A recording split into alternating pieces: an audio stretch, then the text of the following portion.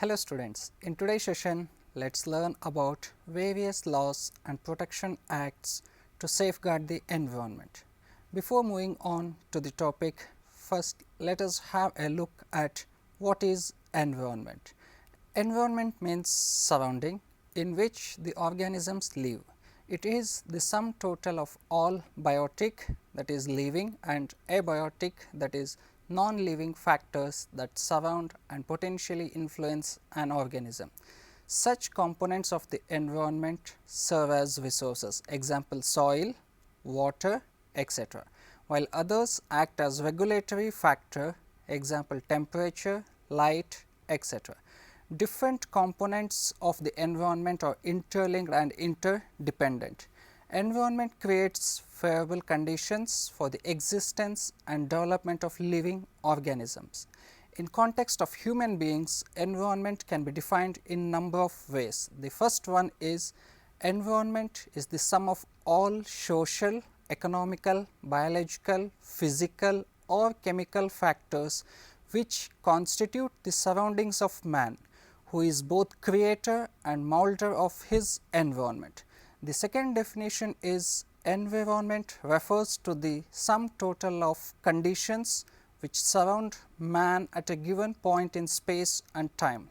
And the third definition goes like this: environment is the representative of physical components of earth wherein the man is the important factor influencing his environment. Okay. Now, after having the background of what is environment, we will discuss about the environmental laws and protection acts.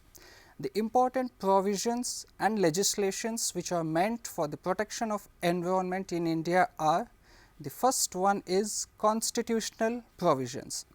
We should feel proud that India is the first country in the world to have provisions for the protection and conservation of environment in its constitution.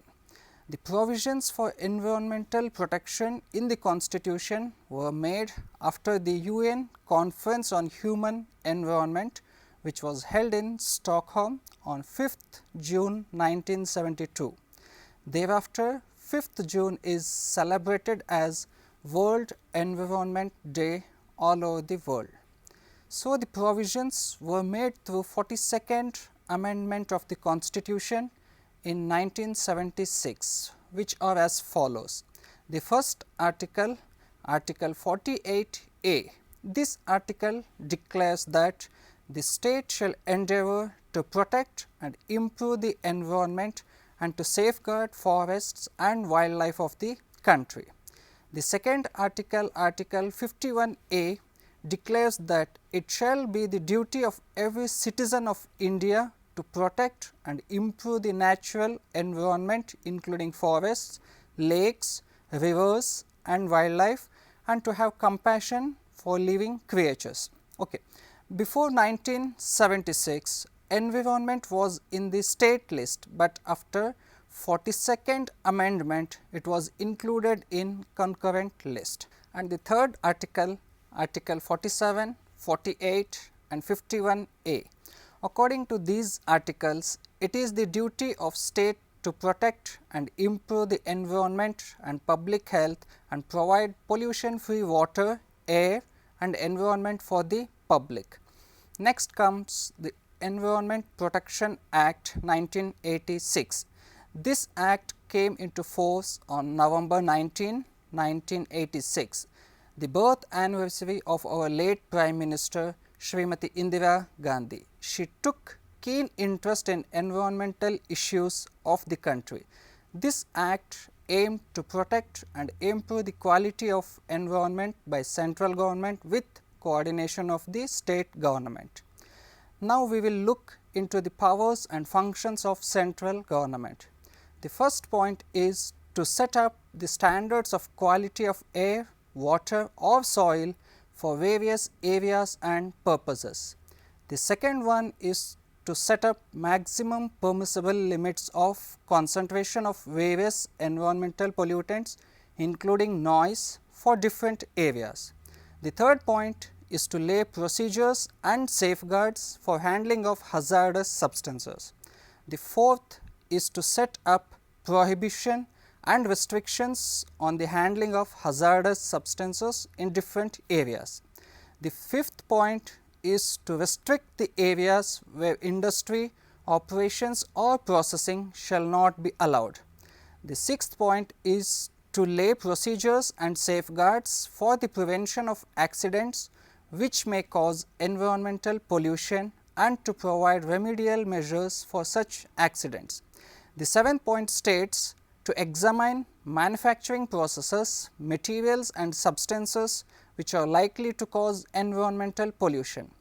The eighth point states to carry out and sponsoring investigations and research relating to problems of environmental pollution.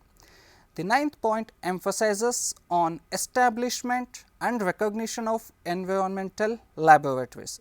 The 10th point emphasizes on preparation of manuals, codes or guides relating to the prevention, control and abatement of environmental pollution.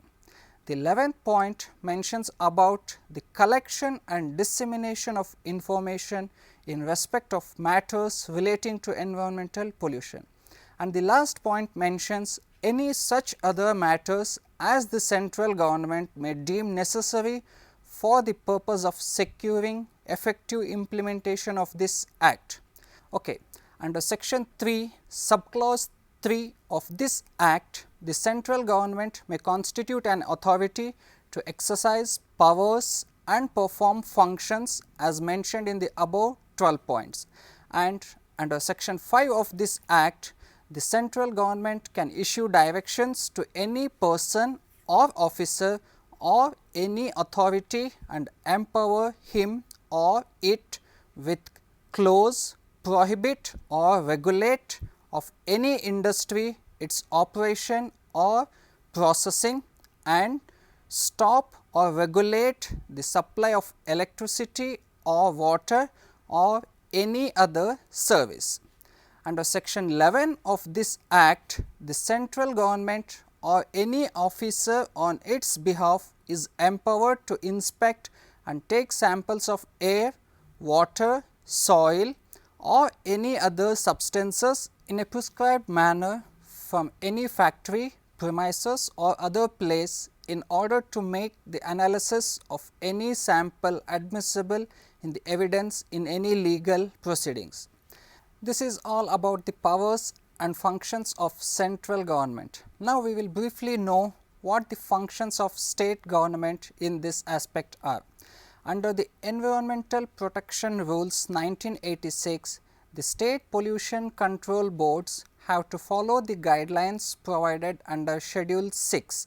The important guidelines are: advise industries in the state to treat their wastes before they release in the environment, encourage industries to recycle and reuse their wastes, promote implementation of clean technologies by the industries in order to increase fuel efficiency and reduce the generation of environmental pollution, and grant permissions for the discharge of effluents and emissions into the environment only after assessing the assimilative capacity of the receiving atmosphere or water body.